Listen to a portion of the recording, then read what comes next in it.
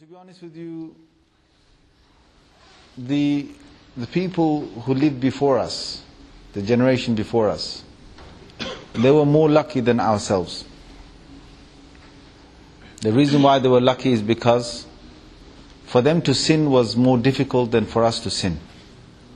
For this new generation to sin is very easy. Very, very easy. In fact, it doesn't even take planning to sin. So easy. There are families where and I've had people come to me and tell me this. I've had a Musalli once who came to me and he said, I'd like to marry this particular girl. I said, fine. But he said, I need your help. I said, what do you need my help for? He said, because I've met her over the internet. How did he meet her over the internet?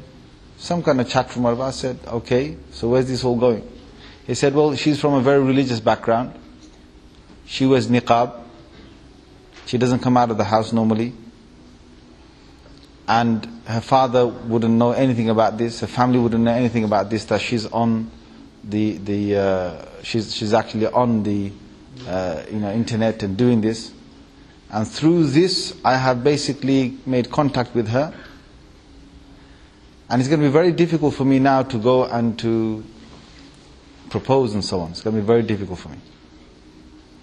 So I need you to go and to do something. Now, subhanAllah, when I carried on talking to him, he's already gone to a cafe to meet her. A niqabi sister, whose family doesn't even allow her to go out of the house without the niqab. And privately, without the mahram involved, without anything, they've already met in the cafe. This was how long ago? This was about 14 years ago. I'm not talking about today's internet, brothers. I'm talking about 14 years ago when MSN was out. You know, the first email chat rooms that they started to create. You can imagine how sophisticated it is today. Today, subhanAllah, the whole world is at your fingertips. On one phone, everything, your Facebook, your Twitter, everything there. 14 years ago, he meets her in a cafe. Without the father's knowledge. The father is a very religious person. Father is he's always in khuruj fi sabilillah. And the mother is very pious. No one would have ever seen her without, no one would have ever seen her face. Even this girl, no one would have seen her face. And I've heard not only this one case, I've heard other cases. Where a brother from up north, he comes all the way down to London. This is from, I think, Newcastle or something. All the way down to London to meet a sister who they had a chat over the phone, and they've been talking until, boom. They met each other physically in London. This is one of them telling me this. And I've had so many cases like this where they've told me that none of the family don't even know. Both sides, the family don't even know. And I'm getting more and more of these cases where they are sitting in the living room. She's got her father in front of her. Her father sends her to the masjid. She's one who goes out the house with the hijab. She's 14 years old. And her father's right in front of her while he's sitting on the other sofa. She's sitting on this sofa with her phone towards her. She's smiling at her father, talking to him, and multitasking by talking to her boyfriend. Muslim girl who wears a hijab. And how do I know this? Because I found out about this. And first hand, this is not second hand information. This is first hand information. And what do you do with all these cases? The big thing for us to remember is that, brothers and sisters, the life that we've got today, the family life that we've got today, is very, very different from yesterday. Very, very different from yesterday. And the difference is, my brothers, is that if we are not careful by understanding the new generation, we are going to get into a position where we're going to lose ourselves with the generation. Now, there's a balance between the two. One is to understand the generation, and there's a balance between how to control the generation.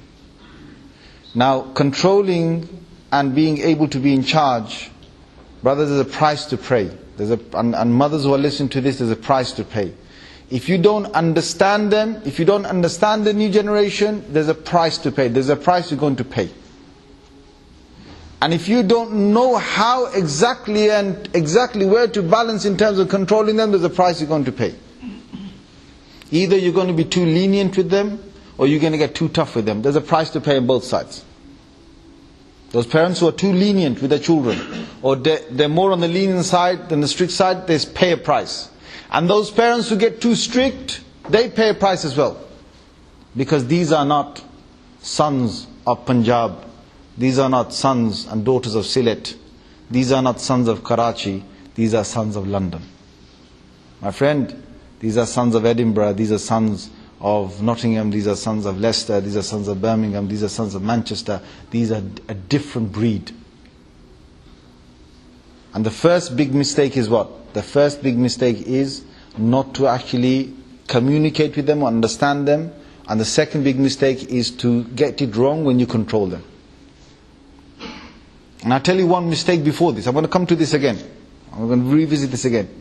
The one before that is, you know, this whole generation here, most of you have got black hair, black beards. Yeah? Most of you have got that.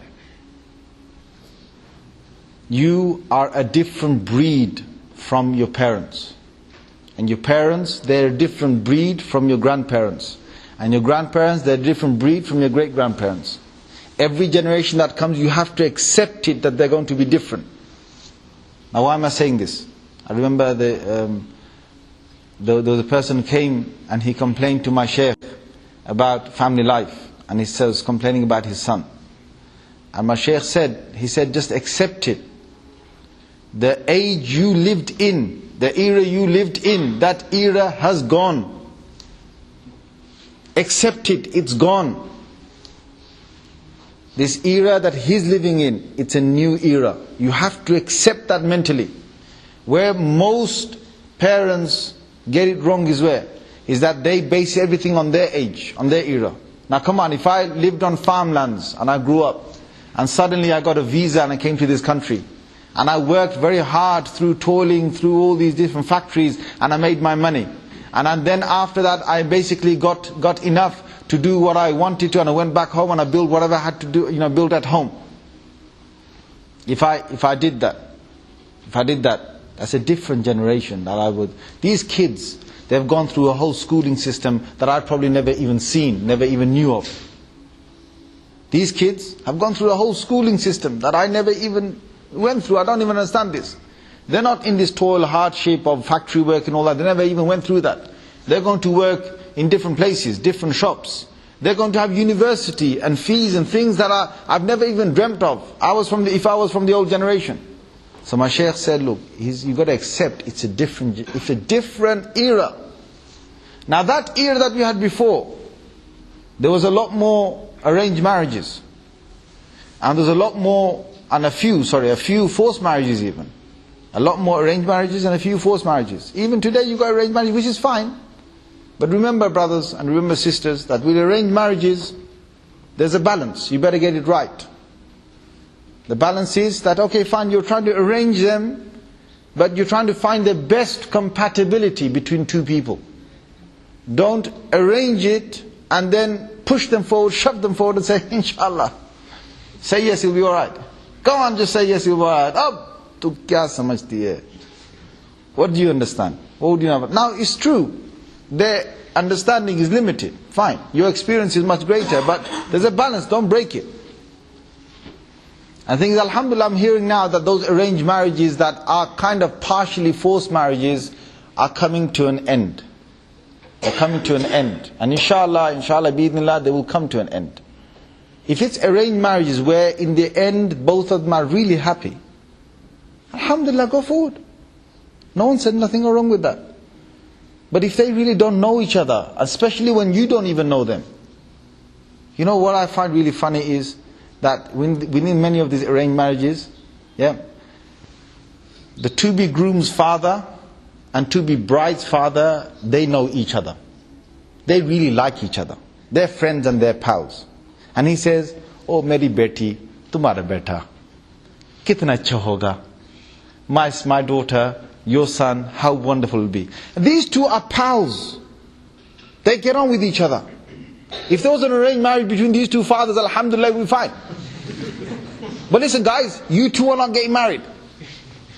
You two are not getting married. Or there's two sisters, two aunties we've got. They love each other. They every time chai after chai, they're loving it. Phone after phone, they're loving it. Oh, meri beti ho, tumhara beta to bas thoda shadi karao bas. Now what do you know about her beti and what do you know about her beta? What do you know about them? You don't know nothing. They're from a different generation, you don't even understand their language. And even when with their attitudes and all of that, you don't even understand that. And not only that, you only know their performance. This is the biggest mistake any marriage can go wrong, is that you base things on performance and not on character. Brothers, what you're seeing of me right now, it's my performance. Aha! All those YouTube things you watch, it's my performance. You didn't know I was like this when I'm never away from you guys, did you? How do you know how I am in my private life? How do you know? You probably think that I'm the same when I give lectures to you, I'm the same everywhere. You probably think that. And I'm thinking you're the same. Look at you, mashallah, all of you sitting nice and quietly. Kitna adab hai aapke andar, mashallah. How much respect you have. Mashallah, Maulana, you've got a very good crowd here. Mashallah, not a single person speaking. Mashallah. That's how they must be when they go home, isn't it? Right? What do you know? What do we know about who's who? Performance is when you do what you do when you need to put it on. And most people, in fact almost 100% of people, when they're coming to marriage, they will put a performance on. And performance can be a daily routine. Daily people go to work 9 to 5. Daily 9 to 5. 8 hours a day there are people who put performance on. The guy goes to work, goes, "Hi Andrew, hi man, you alright? Yeah, good day man, Smiling, he's smiling. He goes to work, suited, booted, got nice perfume on, smiling all the time, and he's been trained to do this. He's trained to pick up the phone. This is Anglian in Easter. Yeah, what can we do for you, sir? And I hope you're having a nice day. And yes, if I can do the price for you differently, of course, I could do that deal for you. Yes. If you're interested in another deal, this is all training. You talk to the guy in his office, how he conducts with everyone else, performance. The guys who come in the masjid, performance. I've seen so many. They come to the masjid, performance. Gale, tigo, abbas khairiyat se, abbas yaar. Bas nahi gal se nao yaar. He's always smiling in the masjid. Performance. The character you haven't got to know yet. The character is when the man is, or the woman is her normal self. 9 to 5 work, performance, and comes home, and then what he does home to himself, his real self, that is his character. When he's comfortable with who he really is and he displays that, that's his character. And the same with people who come to masjid. There are people who come to masjid and they do all of that, and when they go home, they don't even speak to the family members properly. There are people who come 5 times a day to the masjid. MashaAllah, the guy's got, I don't know if you've seen this or not, maybe you haven't seen this in the area, but up north, this has been reported to me from several different sources, yeah? MashaAllah, the man, he's got a white beard, and his beard is coming up to his belly. Yeah? And he's always 5 times a day in the masjid. On a Saturday night, if you want to know where he is, he's standing in a queue, yeah? And that queue, he's waiting to buy a ticket. And that ticket he's trying to buy on the Saturday night religiously, which he's doing every single week, is a lottery ticket. Lottery ticket. Guy with a topi on his head, kurta, he's wearing. Why? I'm not saying they all do this, okay? Please don't get me wrong. I'm not saying they all do this. But this is now character versus performance. You go to the guy, same guy in the masjid, says, Astaghfirullah ji, haan ji, ye log jo karte na, ye bilkul galat hai. Bilkul galat hai, haan.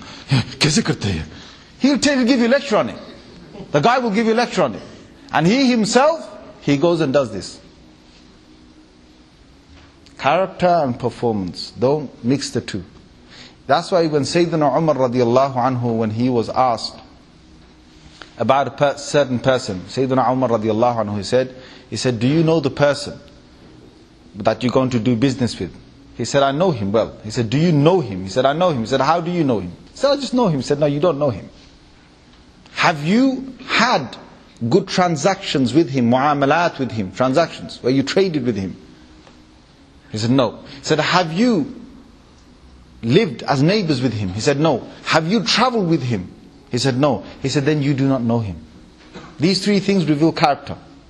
Traveling with somebody. Because when you're traveling with somebody, they can't carry on putting on the performance on. Have you been to someone with Hajj? You someone to a long journey, yeah? Umrah, Hajj, whatever, yeah? You can put the performance on Haji, kaise ho, theek hai, after the one, Haji, bus hai, aap udhar hai, bus, so jaya. You know, you can see the frustration coming out after a little while, and the more longer you spend with them, the more of the character comes out.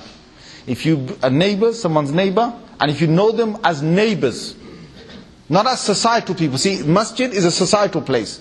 It's not a neighboring place. Unless, of course, after many years, you hear everything of what's going on, and then you pick up on what kind of person this person really is at home. That's different. But if it's just a masjid, normally people come to masjid, it's a place where, religious place is a social place. So they don't really want to reveal their character here. They don't want to do that. It's not the best place to find out. Yes, you can find out, but it's not the best place to find out. The real place to find out is where they're homely, where their home is.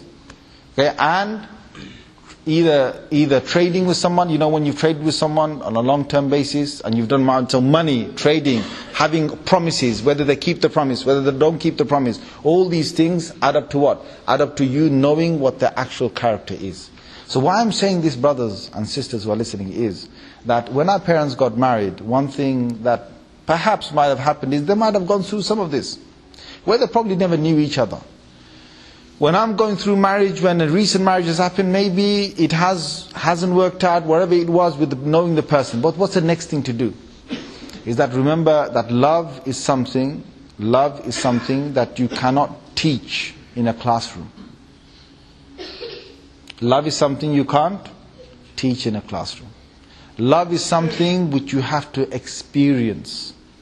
Love is given through live experiences. If I ask you, what is love right now? What's the definition of love?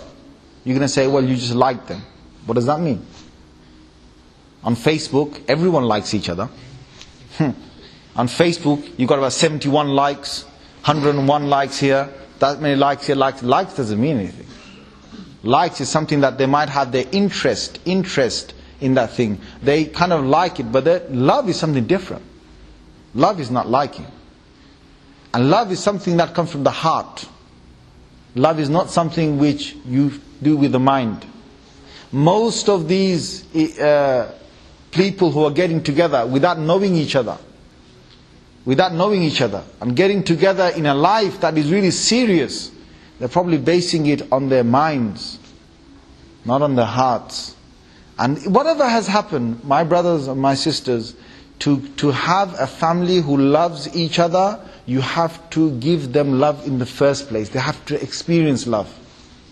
So, I don't care what's happened in your past. I haven't got time to go through this for 2-3 hours. I'm only going to have another, just over half an hour to speak to you.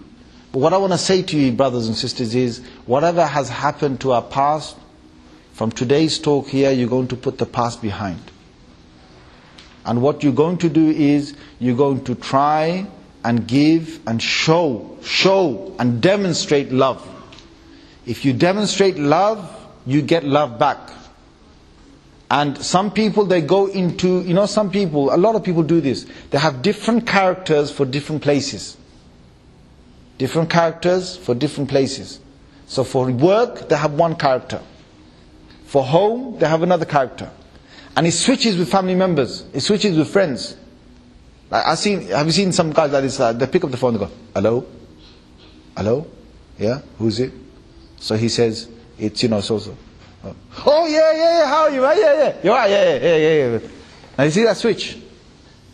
Hello? Now if that guy wasn't his close friend, he would, hello? Yeah, okay. People have barriers that I understand, yeah? But normally he's like, okay, I'm going to use this character of mine. Yeah, alright. Yeah, no, okay, no. That's all you hear from him. But if it's his close one, or somebody else, say, yeah, of course, man, of course, so, yeah. He's different. He talks different.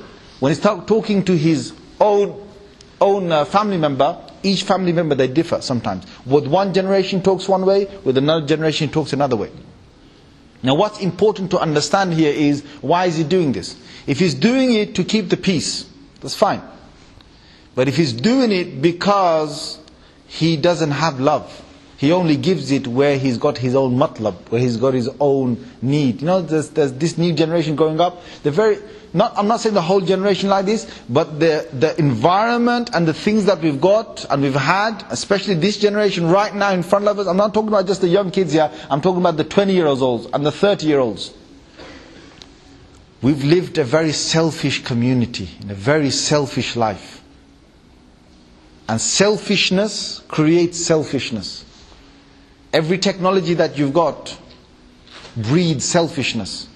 You know, when a family is sitting and they're watching TV, this is selfishness. Because every family member watching that TV is focused on the TV itself. They're not focused on one another. It's individualism. It's separating them. When family members together in the same household, and they're all on different networks and computers and phones and technologies, it's selfishness. When family members come together to the table, that's not selfishness. That's now a family unit. When families eat together, that's a family unit. When families do jama'ah together, if they're not going to the masjid, they do jama'ah together, that's unity. When families together, they will make mashwara. They will make, even in the household, to consult one another, to give one another that right to say what the opinion is. Okay, the father's going to be the one who decides. That is unity, that is consultation, that is getting together. But when one member says, no, I'm going to do how I like, I don't care, I'm just going to do how I like, and he's not taking any opinion from any of the other rest of the family, then that's selfishness that has been created. Are you understanding what I'm saying, brothers? You understanding? Yep, I think you're either hungry or you're tired. Are you understanding? Yeah, Jazakumullah. Or maybe you're the victims of all of this. Yeah, that's why you're looking at me and thinking, well, how does he know what's happening? When family members do this, I'm not basing it on your society, I'm basing it on generally, because I'm an imam, and as any imam you will get people coming to you and they'll tell you a lot of things, and you can base what's happening in their families depending on what they've said to you. What I want to say to you is that it depends on what's happening now. Love is something which you have to share. How's that? The first love is the parents have to demonstrate to their children that their parents are loving one another. They love one another as individuals. If the love, my friend, this society, this new generation has been taught, experienced, love is to do with the skin. Love is to do with beauty. Love is to do with an extremely beautiful woman or an extremely beautiful man. That's what love is. Love is your shahwa and your passions.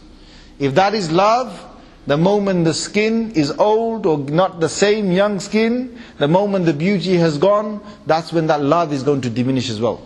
That is not love, brothers and sisters. This whole Western society teaches you that. Love is what you like, what you kind of find good for yourself. This is what I call the matlabuddin.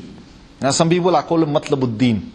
Where their whole anything is, they are matlabi people, meaning that they're people of their own thing. Where they like something, where their own objective is, where their own ambition is, where their own goal is, where their own hobbies are, they will like it and they will go for it. But where their own thing is not there, they don't care. That is not love. Love is something where you experience it together and you give and you share with one another love. Now we're talking about family life here and love in the family life. Number one is that the parents have to demonstrate and they have to show one another love, and not only that, they have to show it in front of the children. The children have to understand how, and there's going to be circumstances where the parents have got a difference of opinion. There's going to be circumstances where one falls out temporarily with another one, or is not talking to, or not wanting to have, that lovely conversation. But it's how you conduct yourself. Brothers and sisters, if at that moment the parents get really angry, if they're shouting at one another, if they don't care, this is now they're showing their children, this is how you sort your problems out. The one who shouts the loudest wins the argument. Are you teaching them that? The one who has got the greatest force wins the argument. The one who is best at emotional blackmail wins the argument. The one who can be upset and not talk to the other individual the longest period of time wins the argument. If you're going to start showing that, then your children, without any teaching, they would have picked that up. And if what I'm teaching is afu, if I'm teaching afu, if I'm teaching forgiveness, then forgiveness is taught by demonstrating forgiveness. It's not taught through a lecture. My brothers, my sisters, what I'm saying to you is that in the household, you can be a dad and you can be a mom, you can be a brother, you can be an older person, and you can say, look, we must forgive one another, we must do this, and you can give as many lectures as you want. But the best teaching in the house was how the elders demonstrated it. And if they demonstrated forgiveness, if they demonstrated forgive and forget, if they demonstrated let go of these things, if they demonstrated that we're not going to brood over things, we're not going to go into a horrible mood, if they demonstrated that, then the children automatically will pick that up. I've seen families where the son is a compulsive liar. And he's what? He's in his mid-30s. I'm talking about current situation. A few years back. Mid-30s, he's a compulsive liar. He goes to the masjid. He's even part of, running the masjid. But he's a compulsive liar. He lies when he wants. He's got his own matlab. But then I thought to myself, well, hang on a minute. Where did this all happen from? How did this kid grow up? And after having dealings with his father, I understood that his father does exactly the same thing. His father is also a liar. When he wants to lie, he will lie. Because he grew up in that household, traits automatically pass down. Character automatically passes down. These demonstrations we've got with our character automatically passes down. And now I'm looking at his kids, that man's kids who's in his 30s, and I can see his kids are living a selfish life. My brothers, my sisters, giving your family whatever they want, whenever they want, is not love. Giving presents is good. I'm saying giving presents is good. But just giving him a present, buying him Eid presents, and buying him that's not love. That's not love. Nah. If you're making that mistake, you're making a big mistake. This is happiness. It's not love. This is showing them that you like them on this occasion. But this is not love. Love is when they know from their heart, that this person, he really, really cares about me and my whereabouts. That is love. So the balance here is, that thing I said to you earlier on, about control. If you understand a person, if you understand them properly, you can understand what age they are. You can relate to them to that age. And this is another thing I want to say to you, brothers and sisters, please remember this. Is that please don't base your child's life, your young one's life, according to your life right now. No. Put your hands up here, in this gathering here. I've got a lot of people who have grown up here. Most of you have grown up. Put your hands up here if when you were a child, you came to a social gathering or a masjid or somewhere, and you never ran around. Put your hands up, man. Come on, put your hands up. Who? Who's the firishta here? Who's the angel here? One? No one. See? No one. Is there a kid who's going to be 7, who's going to be 6, who's going to be young, 5 years old? The younger it is, the more they're going to start running around. Right? We all know that. Is there a kid that will not do that? So why is it that when a kid does that in the masjid, why is it that I, at the age of 40, at the age of 50, had to... Because I'm basing on mine. I'm basing on my life. Kids shouldn't run around. They shouldn't be doing this. Oh, what kind of thing is this? When we were small, we never used to do that. Well, why don't you just put your hand up then? Why don't you just put your hand up? Look, it's a new generation. Let's accept it. It's a new generation. But what you've got to understand, my friend, is you've had 50 years of experience. If you are 50 years old and still running around in the masjid, we'll say you have to go to a mental hospital. If that was the case. But come on, let's base it on what the age is. But also, my friends, a 10-year-old, 20-year-old needs to understand and have respect for his 50-year-old and 40-year-old.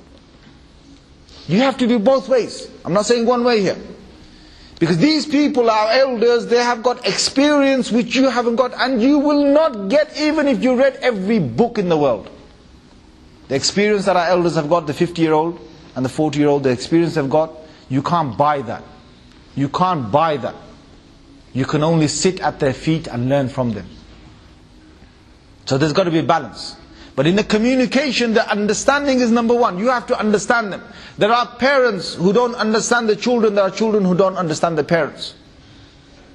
Number one rule that Rasulullah sallallahu alaihi wasallam, he said what? He said, "Man lam yarham sigharana wa lam yuwaqqir kibarana falaysa minna." He said, whosoever doesn't have mercy on our young ones, and whoever doesn't recognize the burden on our elders and respect them for it, then they are not from us. He's given it both ways, both ways. Both generations have to understand each other. The biggest problem we're facing here is there are completely different fragmentations where they can't at all understand one another. They can't understand one another. And because they can't understand one another, the next thing is the controlling element gets wrong. Either they become too liberal or they become too hard, like I said earlier. Either they become too liberal or they become too strict. And either one you go towards, you will break the ties and you will break the relationship. And the mahabba and the love cannot pass on if you don't understand the generation. A lot of families, the mother's too lenient because the father's too strict. A lot of people have grown up how? The father's too strict. Yalla, yalla, bafehunle, yalla. If his father finds out, oh my God, you know, he's going to be dead meat, so I better cover him, I better cover his faults. Now she's gone one extreme and the dad's gone the other extreme. The dad comes to the masjid and he's like, you know, he's Mr. Al Capone. He's just part of the mafia. He's just come and he's like, yeah, what's happening? And he says, I saw your son outside. Yeah, what can I do? I beat him up so badly. My hands are hurting. It's like, yeah man, rape me, you know, rape me, see. He's part of this thing where he has to come, be macho man. He has to tell his other, you know, his age lot that look how tough I am. Look what I did. Yeah. My wife the other day, she wasn't listening to me. I told her, to get out of here. Macho man.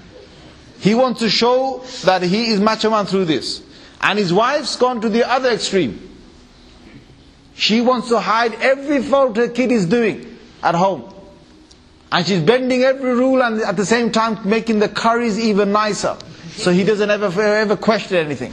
So the curries are getting even nicer, everything's on time, she's working clockwork, everything's happening, right? She's always saying salam to him when he leaves the house, but when he's left the house is different. And he probably knows it or doesn't know it, or he doesn't want to even know about it.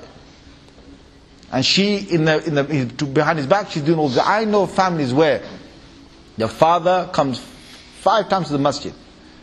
And the mother behind his back will allow the daughters to wear makeup and to leave the house. To take the hijab off and leave the house. Because she feels that they're missing out. So she's gone to one extreme and he's gone to another extreme, where if he ever finds out, it's going to be the end of everything. That kind of thing, it doesn't work. My brothers, my sisters, you want to get a family together? The heads of the families, they have to communicate. They have to communicate. They have to put their principles down. They have to say, what is it that we want out of our kids? And before our kids, what is it that me and you are going to do? What is my life based on? What's your life based on? It's very important, brothers. Very important. Because Allah Azza wa Jalla has said what? Allah Azza wa Jalla has told us that if you want to be a person who is noble in the sight of Allah, you have to have taqwa. And taqwa is not based on my nafs. Taqwa, God consciousness, is not based on my nafs, on my selfishness. It's not based on my selfishness. Number one is I as the father of the family. Number two is she as the mother of the family. Both of us have to submit to what? To Allah Azza wa Jal. I'm not going to do anything wrong to you that is wrong in the sight of Allah and His Messenger. You're not going to do anything wrong to me which is wrong in the sight of Allah and His Messenger. Let's make that the rule. I'm not going to miss my salah because that is wrong in the sight of Allah. You're not going to miss your salah.